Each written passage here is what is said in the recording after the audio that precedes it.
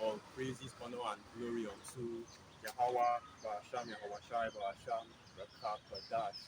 Double honors to the elders and the apostles of the great millstone who rule well, pushing his 100% truth of the gospel, waking up and sealing the elect of the nation of Israel through the spirit and power of Yahweh, Barasham, Yahweh. And salutations to all you sincere actors that are pushing this gospel in all righteousness and in all sincerity, risking your lives and your freedom to do so. And once again, we are the Hebrew Israelites coming in week in and week out to bring out the 100% truth of the gospel through the spirit and power of Yahweh, Basham Yahweh. And today is the 12th of November 2023. The hopeful year that we hope that all the prophecies that are contained in the scriptures will come to pass, and we're already approaching, the end of the year. And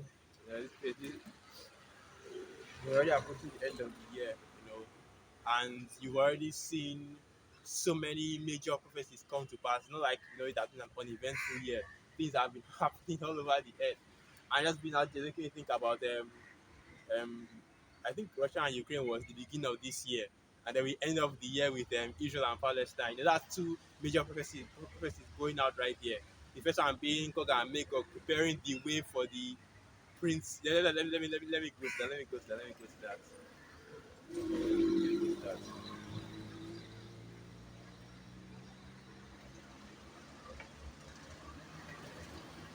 We'll start from here. You know, if they start with basically the war between Russia and Ukraine, and eventually also leading to Israel and Palestine. But basically, it's more Israel versus Palestine, or more Israel just bombing the hell out of Palestine, because even though those two nations are impostors in our land, right? The truth is still that the small hearts, the so-called you know what they call themselves, the small hearts, right? They are the ones on the offensive, and they have more military power, more support from the nations, and Palestine is just a victim. Okay, even if they have Hamas and then all these, even they have Hamas or whatever terrorist groups that are in there, Israel is still more dominant than Palestine. That's why if you progress down the years since 1948, when the small hearts first moved into that land, you see that the territory controlled by Palestine has been getting increasingly smaller and smaller. So let's get this.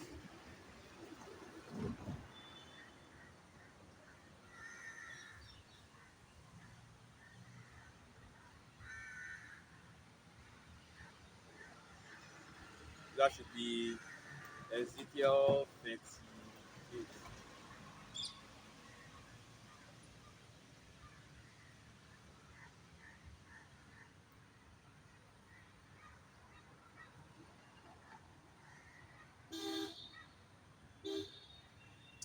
Let me look for it. Let me look for it. Let me see this. So basically, where it says that look at big God will bring in the princes of.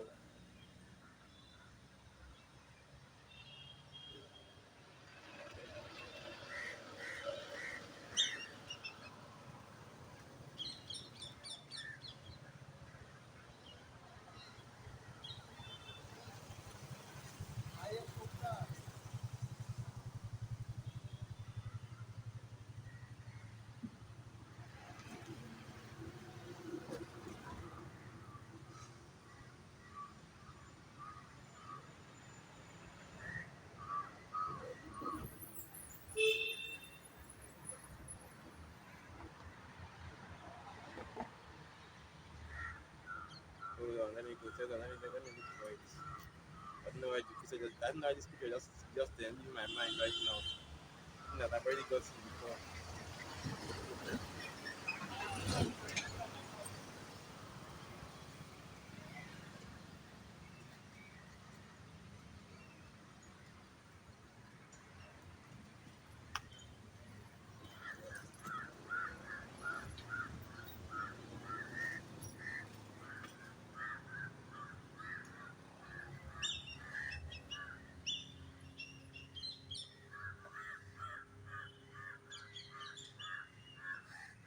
I don't understand why I can't find this piece of what's going on.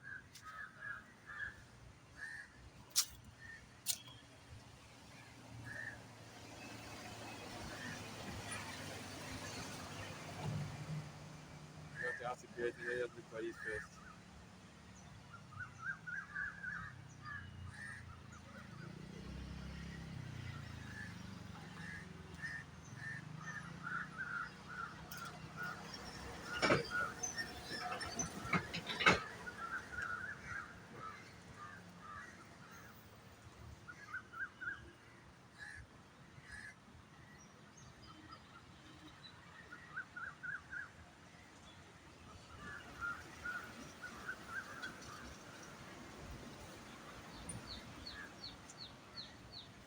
Hold on, let me just look for this. Now I can't find this preset.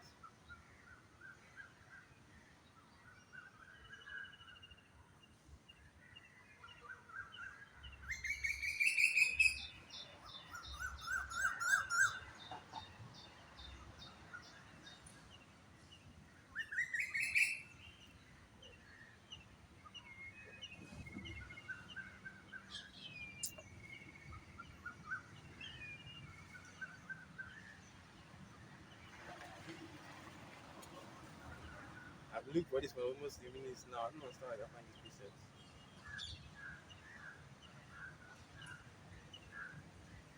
Okay, yeah, it's okay.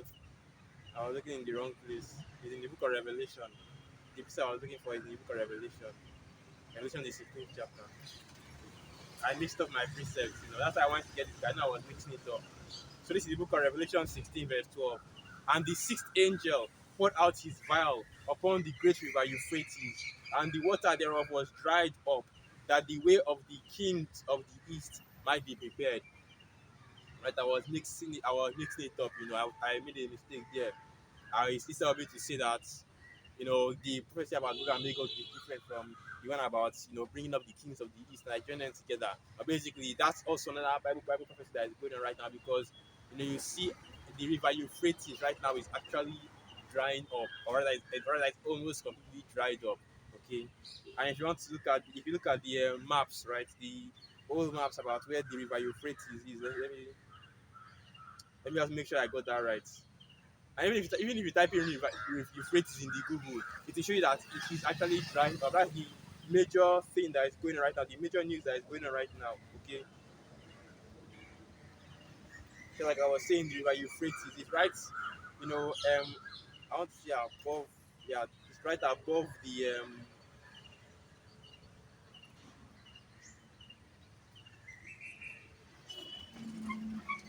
it's right above, not really above, but it's right, it's west of the land of Israel.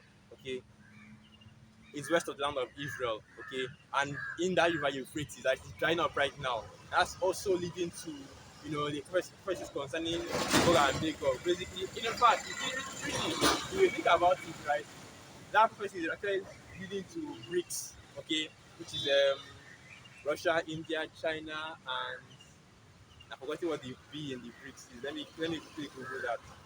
The B nation, the BRICS. Okay, Brazil, right? Brazil, Russia, India, and China.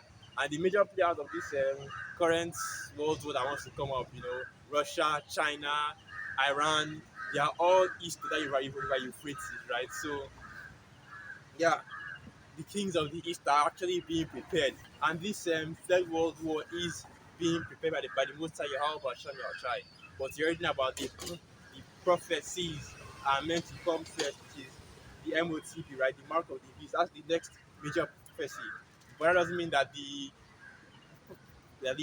prophecy after, but that doesn't mean that the prophecy after the mark of the beast not already in the chamber, right? So that immediately after the MOTB is pushed, the next prophecy, which is World War III, will be pushed as well. Jacob's trouble will start going, will start escalating as well. Because the most High, because even the apostles have already said this, and the most High already said this as well, that all the prophecies will come to pass, quick, one after the other.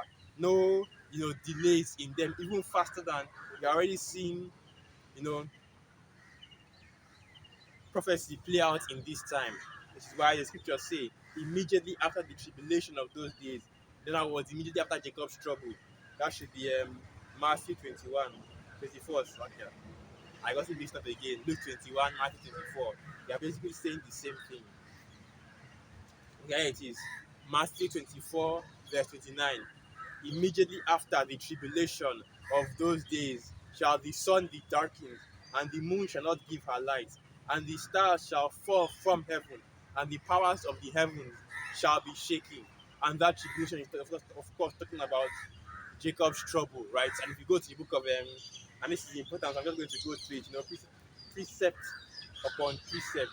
Jeremiah 30, verse 7, right? This is the book of Jeremiah 30, verse 7. Alas, for that day is great. It has not been like it. It is even the time of Jacob's trouble. But he shall be saved out of it. Okay? So immediately after the tribulation of those days, and how do we know that the tribulation has ended? How do you know that Jacob's trouble has ended when the elect have been delivered? So that's what this is telling you, that immediately after the deliverance of the elect, Israel is going down. Right? It's not going to be any delay or any downtime that, oh well, after the elect has delivered, we still have to wait a few, we still have to wait 7 more years, like the Christians say, right? And then another batch of, that's not going to happen in the scriptures. It's going to be quick. Everything is going down quick. As soon as Allah Yahweh comes back, the elect are getting beamed up. Israel is getting destroyed, right? America is bombed in 1 hour. Everything will go down. Everything will end in one day, and then you now have the preparation of the kingdom, right? As written, that is in the book of Revelation 21. And I saw a new Jerusalem come down from heaven as a bride adorned for her husband. That's the next step in, that's the next step after the tribulation, after Jacob's trouble, after the MOTB is pushed. That's the next step. And this is what we that are in this truth are patiently waiting for. The scriptures say, seeing that all these things are to be, dissolved. That is in the book of okay, I already got in this. That is in the book of Second Peter.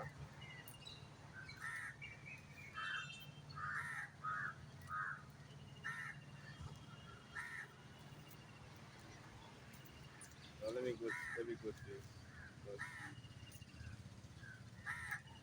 Yeah, the book of Second Peter 3, verse 14. Wherefore,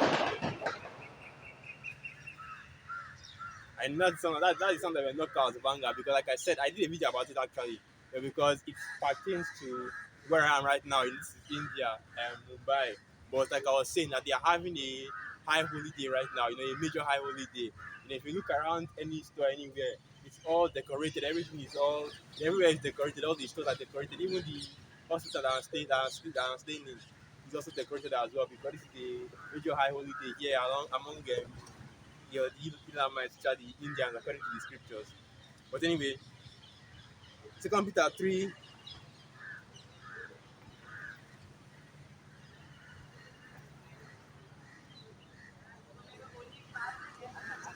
Yeah, Second Peter 3, verse 13. Nevertheless, we are, according to his promise, look for new heavens and a new earth, wherein dwelleth righteousness. Okay, that's not another way. Here it is. Therefore, beloved, seeing that ye look for such things. Okay, now this is what I'm looking for. So that's, yeah. Here it is. Second Peter 3, verse 11. I went to go and look at train of thought. Second Peter 3, verse 11. Seeing then that all these things shall be dissolved, what manner of persons ought ye to be in all holy conversation and godliness? Right? So when you see how the next, or how prophecy is going to shape out, right? When you see how prophecy is going to be, or what the next prophecies are going to be on the earth, what manner of person are you going to be?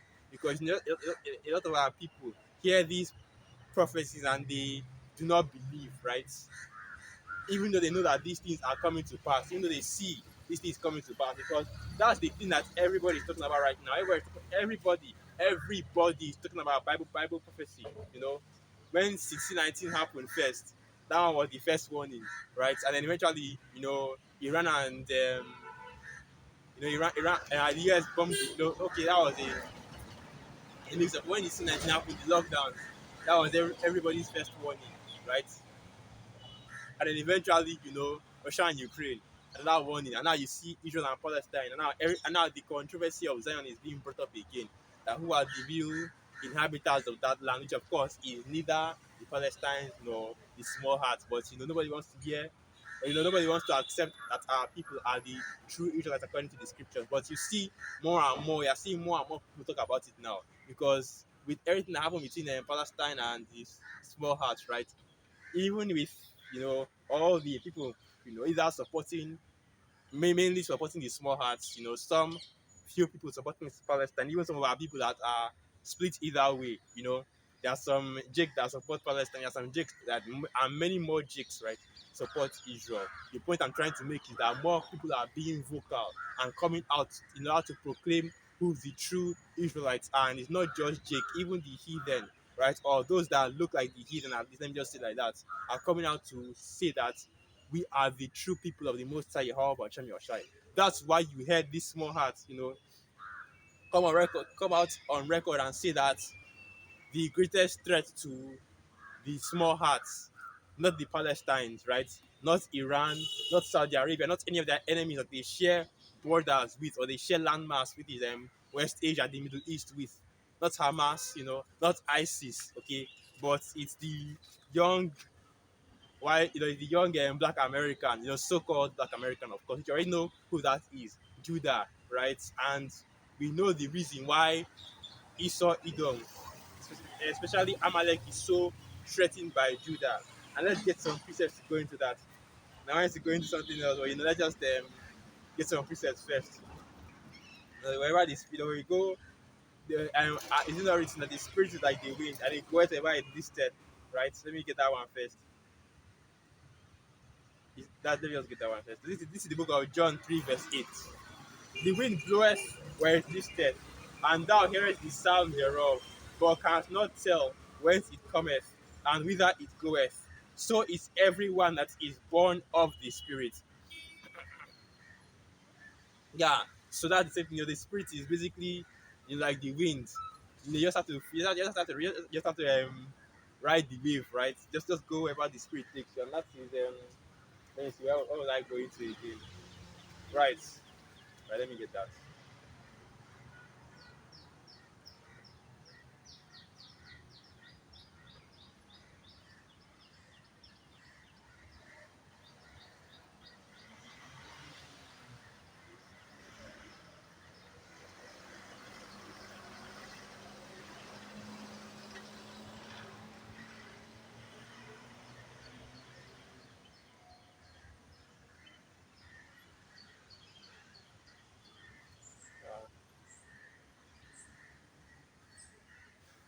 Uh, what is going on, man? It's difficult to find all these. I don't understand the game, man. I'm trying to find these presets. I don't know why they're just dodging me.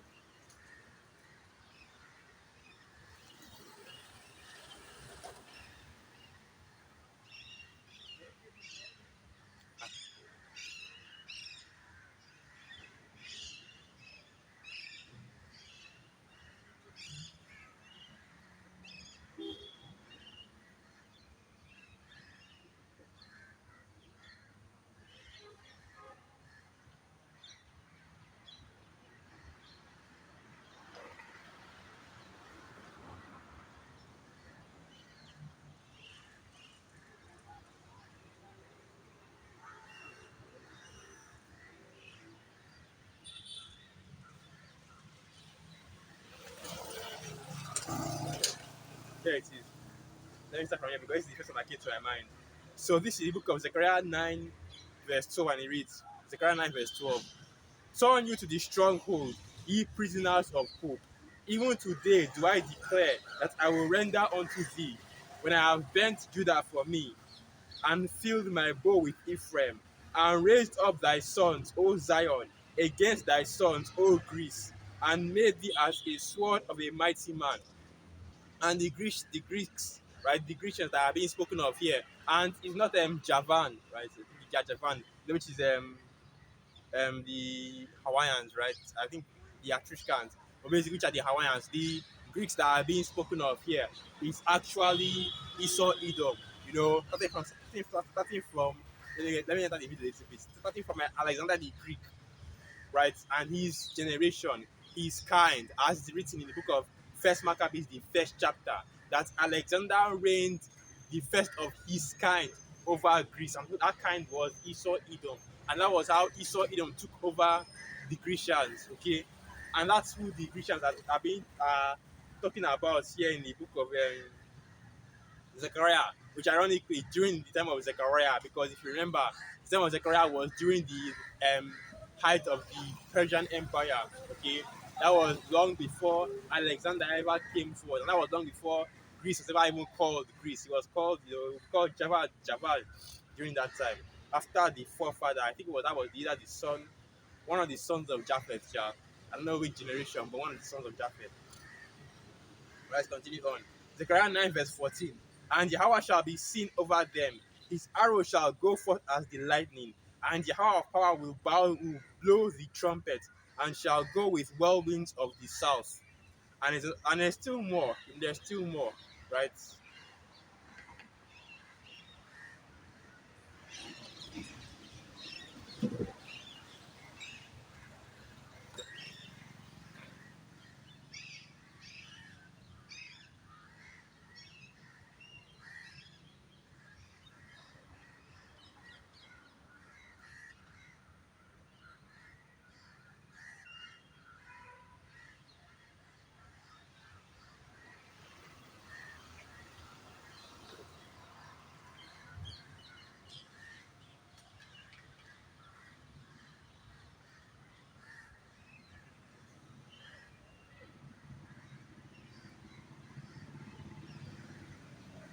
Let us go to that in the book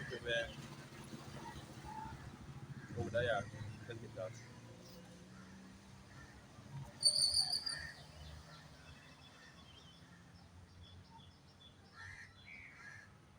So this is the book of Obadiah 1, verse 18. And the house of Jacob shall be a fire, and the house of Joseph a flame, and the house of Esau for stubble, and they shall kindle in them and devour them, and there shall not be any remaining of the house of Esau, for Yahweh hath spoken it. And this is the reason why, majority of our people don't even know or even understand, why the small hearts consider them an enemy. They don't even know you don't even know that as an Israelite, the small hearts consider you an enemy, even more than freaking Palestine, even more than any of the other Ishmaelite nations that are surrounding them. They see Jake as the enemy, right?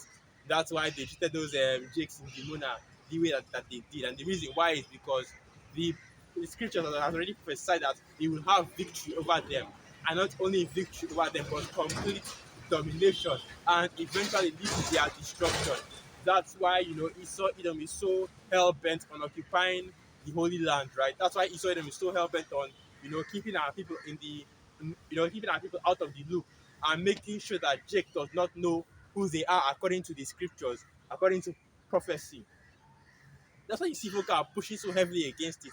That's why you see every other Edomite pushing so heavily against it, because the amount of Jakes that know that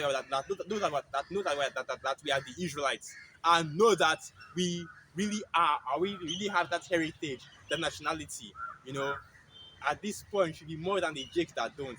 Because whether you want to say that, oh well, it's only really in Babylon that you see, the whole Hebrew Israelite movement being pushed. Well, that's true, yeah, but go to any other nation that has our people in it.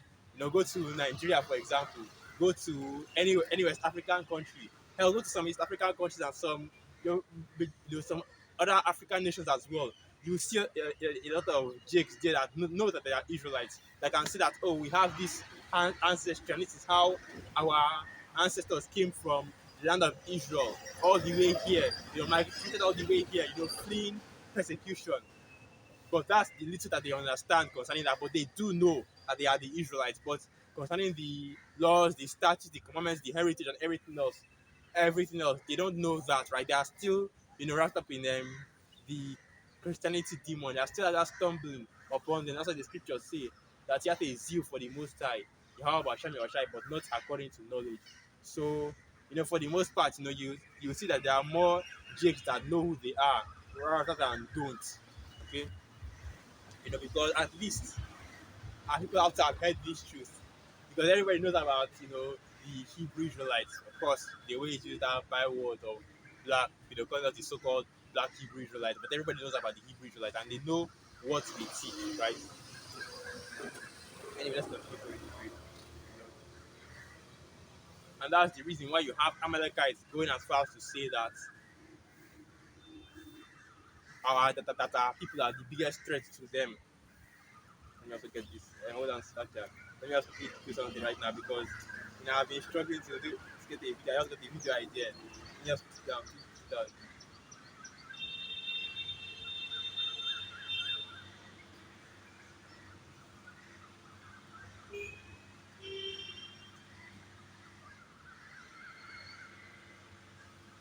Yeah. So I back at it. Just like what I was saying.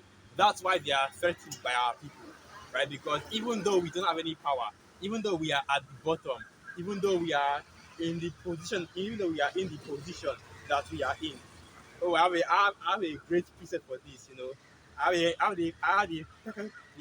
perfect preset for this. This is the reason why you know let me go to it first. This is the reason why these small hearts, Esau, Edom as a whole, hates our people to the point where they see Jake as a threat because the young, so-called Black American man can't do anything to any Amalekite, any small hearts. Even the young so-called Black American man can't do anything to the young so-called, small heart because the small hearts have far more support and wealth than our people. Okay, even their communities have most even their communities. Imagine that, and that just shows you just how broken our people are. Imagine Esau Edom that does not have any brotherly love having a better community than Jake. Even though Jake, even though you see, even though when Jake see Jake, they think about our brothers, right? And I don't mean in this truth, even in the world, Jake still calls themselves brothers. Anytime Jake sees another Jake, right? Or let me just say like they say in the world, anytime a so-called Negro sees another so-called Negro, they call them brothers. I think even the Hispanics do the same thing as well. I forgot it, hermano. I think that's the word for brother, hermano, right? And even the Native Americans do the same thing as well. But yet our people are still, completely disconnected. Completely disconnected. We don't have that community the same way you see the small hearts do. And even Amalek and the rest of Israel, they even freaking hate each other.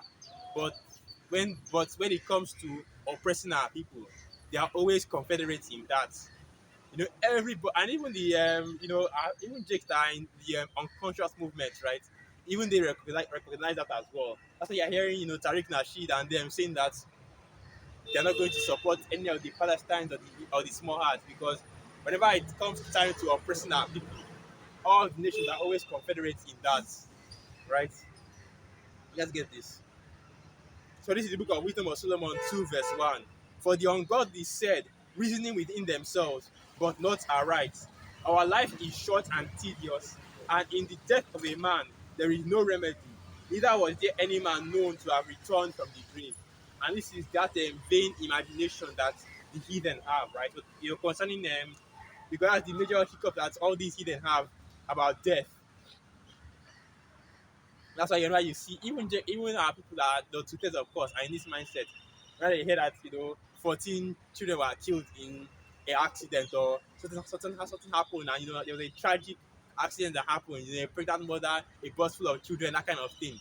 Jake will be like, "Oh, how could this happen?" Right? This is a horrible situation. But of course, even that is judgment from the Most High Yahweh Hashem Yahushai, because the scriptures even tell you that whoever perished being innocent and whoever the righteous cut off, right?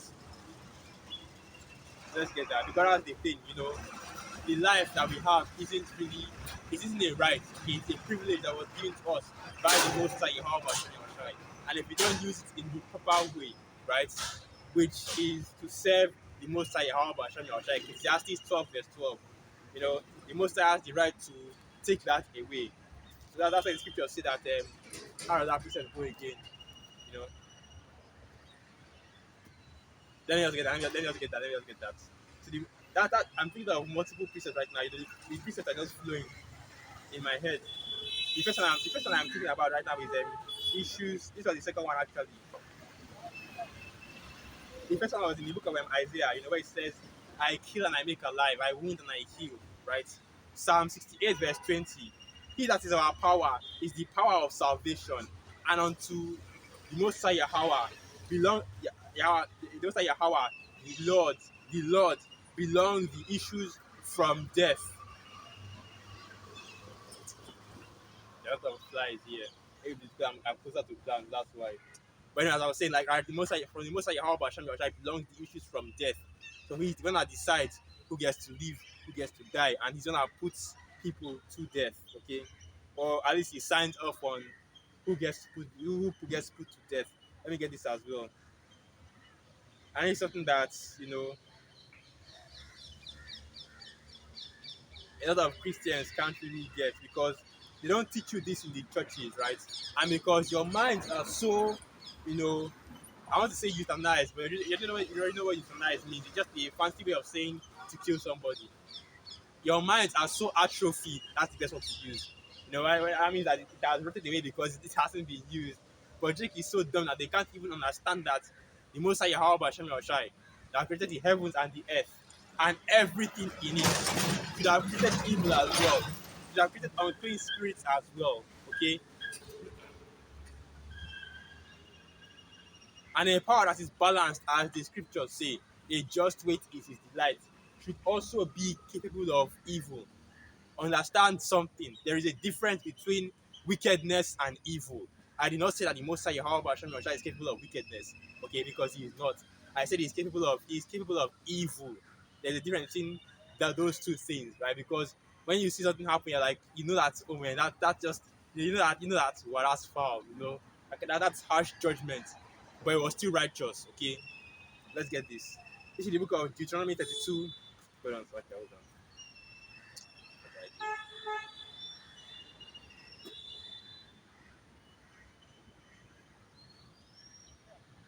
Right. See now that yeah, it is. Deuteronomy 32, verse 39. See now that I, even I am he, and there is no power with me. I kill and I make alive. I wound and I heal. Neither is there any that can deliver out of my hand. And this is the declaration of the Most High Yahweh Ba'ashem Yahweh Shai. That's the words of the Most High, Yahweh Ba'ashem Yahweh Shai. If there were scriptures that actually, if there are scriptures actually, what that what I'm looking for, highlighted the words of the Most High, Yahweh, like they did our Lord Yahweh Shai. Most of the Bible will be highlighted because these are the direct words of the Most High, Yahweh Basham Yahweh Shai.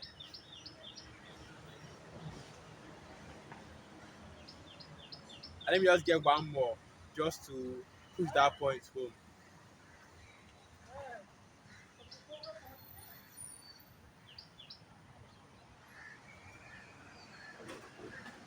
That should be the book of First Samuel, I think the second verse. Ah, yeah, it is. So this is the book of First Samuel 2, verse 6. Yahweh killeth and maketh alive. He bringeth down to the grave and bringeth up. Right. So, like I said, issues of death, and I don't remember what I was getting at. Oh yeah, when I was talking about how children get put to death, and how these wacky-tacky Christians, they don't understand the ways of the Most High Yahweh Hashem Yahweh. They don't understand the scriptures. And the reason why I was doing that is because, even though, I was right. I was talking about how, it's like I've gone so far that I even forget what even brought me there. So this is the book of Job 20, verse. Hold on, so like I'm not Job 20, I think it's Job 6. Whoever perished being innocent, and where are the righteous cut off.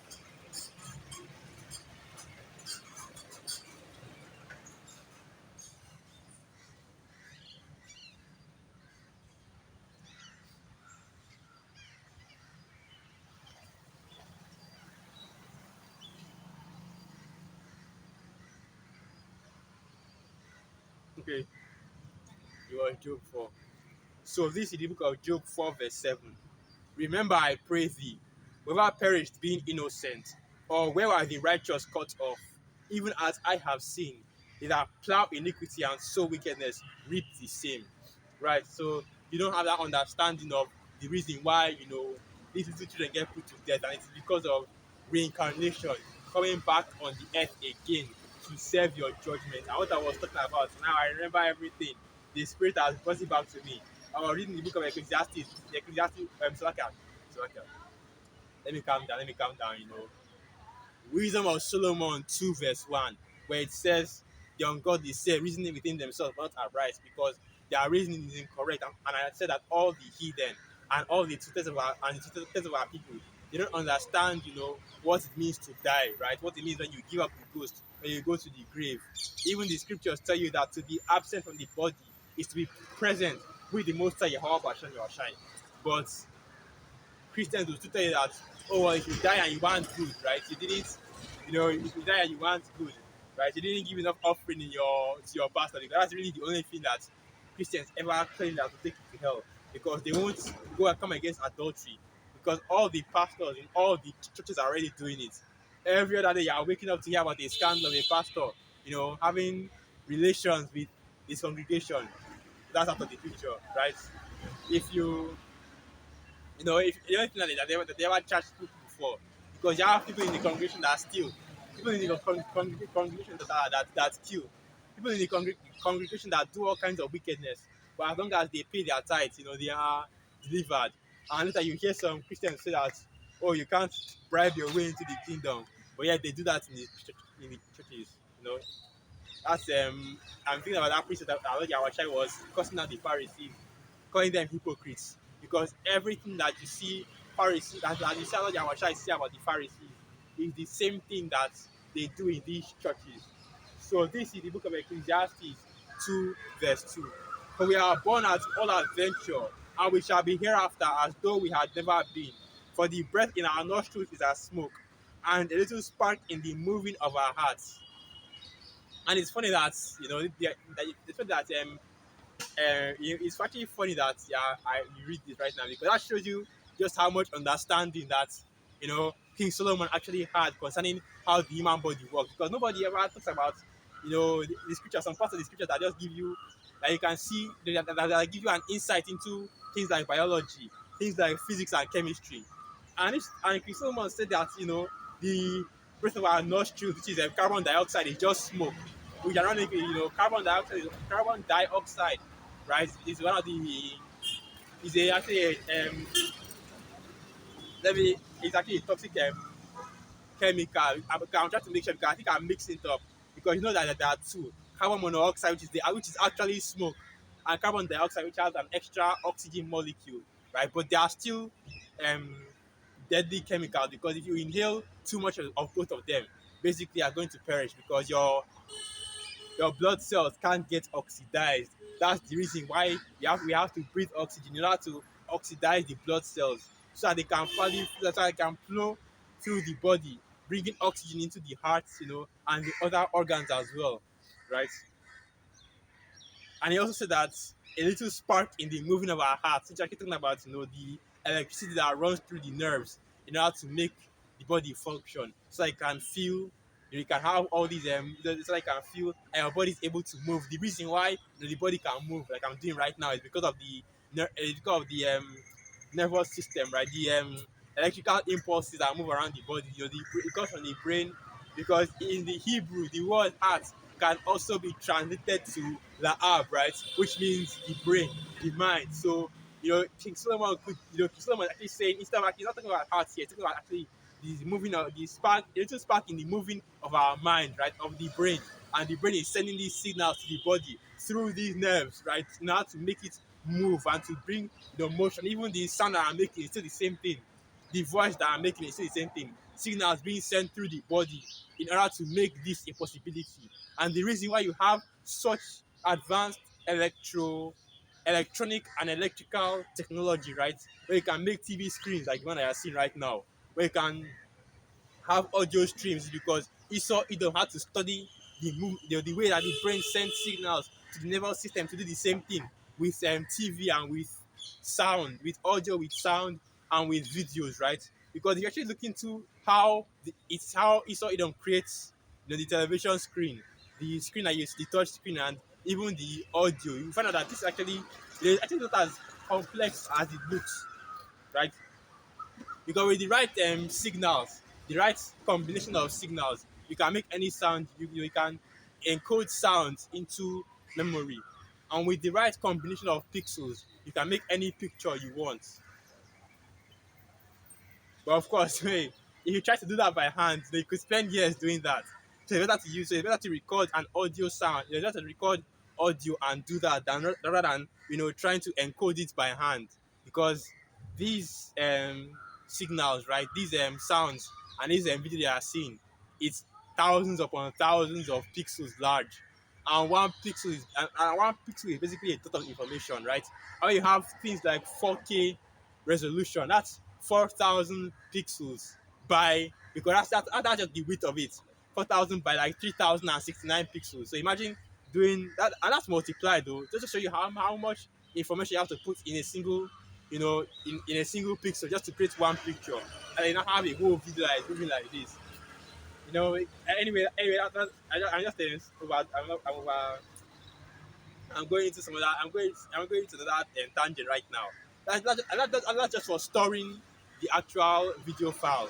You know, to the audio is, to actually record it now is different, because now that's how the camera, the lens works. That's how you have your lens and your camera, and that's how you have your lens and your camera. I don't really know how they record the pictures and the videos, so I'm not really going to go too deep into that. The only one I really understand is how to store it, or to send it from one point to the other.